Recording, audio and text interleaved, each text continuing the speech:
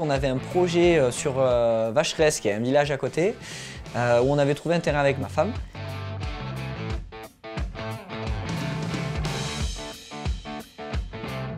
On avait vu les chalets chauvins, on a regardé un peu les constructeurs de chalets.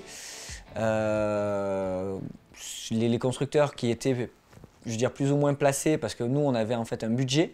Donc quand on a vu les chalets chauvins, c'est vrai qu'en termes de budget, ils étaient super placés par rapport à la vallée. Donc c'est pour ça qu'on s'est rapproché d'eux. Malheureusement, à Vacheresse, c'est tombé à l'eau, mais on avait un autre terrain qui était sur Bonneveau, qu'on avait vu auparavant. Et on s'est dit, bon, pourquoi pas le faire là-bas. On a pris rendez-vous, on a monté notre projet avec lui. On lui a dit qu'on voulait faire 2 chalets d'habitation. Forcément, on savait que c'était nous qui allons faire une grosse partie des travaux. Donc eux, ils ont fait le montage. Ils sont venus sur le terrain, ils ont fait tous les plans et tout d'implantation. Et puis après, ils sont venus poser les chalets.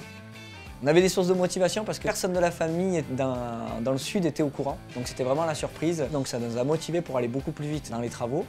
C'est vrai que ça a été, disons, l'aboutissement d'un projet qui, ça faisait depuis 2014 qu'on avait vu, qu'on était sur le terrain, et on a fini ça en 2017. Le projet, c'était en fait tout d'abord d'avoir un chalet d'habitation et un chalet où on allait faire du locatif effectivement. Après, accueillir la famille aussi à côté. Le chalet en soi, c'était un chalet très carré, je veux dire, voilà, c'était le chalet madrier, mais basique. Et nous, c'est vrai que on a fait un gros travail en fait sur la structure du chalet, sur toutes les finitions du chalet. Tout l'intérieur, c'est nous qui avons eu la main sur ça, puisqu'on a fait tout le côté isolation.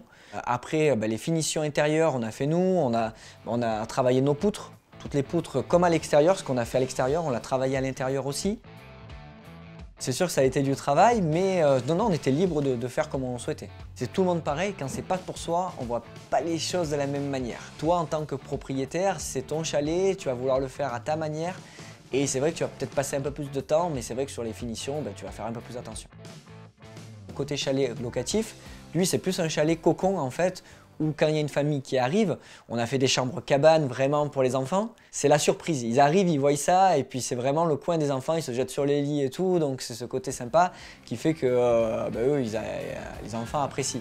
On a fait quand même des chalets différents. Voilà, ici on va dire que c'est un poil plus moderne et là-bas c'est un peu plus côté montagnard.